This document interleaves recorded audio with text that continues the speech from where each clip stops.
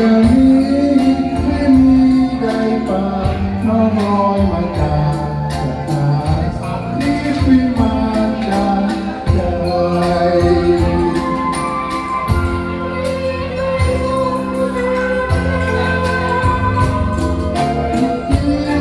นั่งกล้ำลิงใจ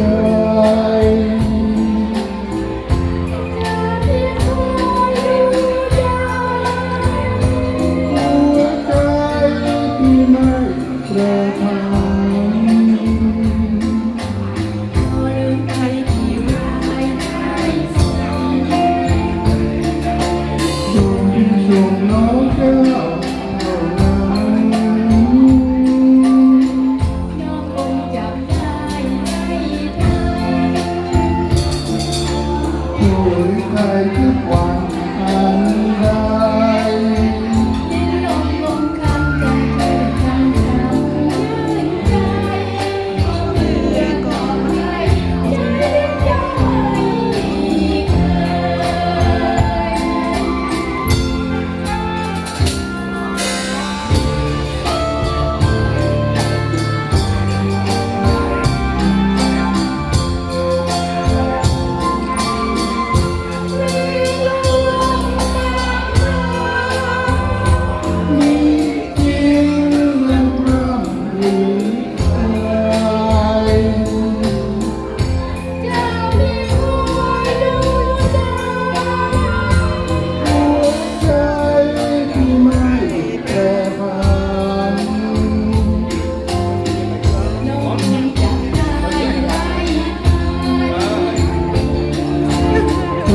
ใครคิดวันอัน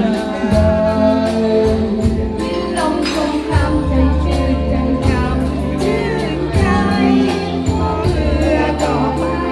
ใช้จงไม่เค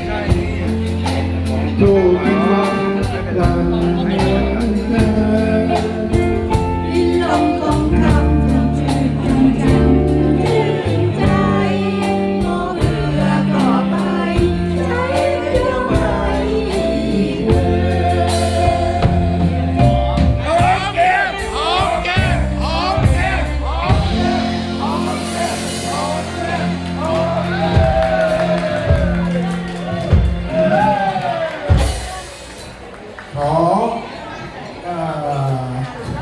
ที่ระลึกนะครับเป็นดื่มจะบอกว่าวันนี้ตกลงของหวานเราไม่เสิร์ฟแล้วนะเพราะว่าพี่ก็หวานมากเลยขอเสียงประมืออีกครั้งครับจากพลเรือเอกวีรยุทธ์นะครับมดออกไม่ใช่หวานนะครับ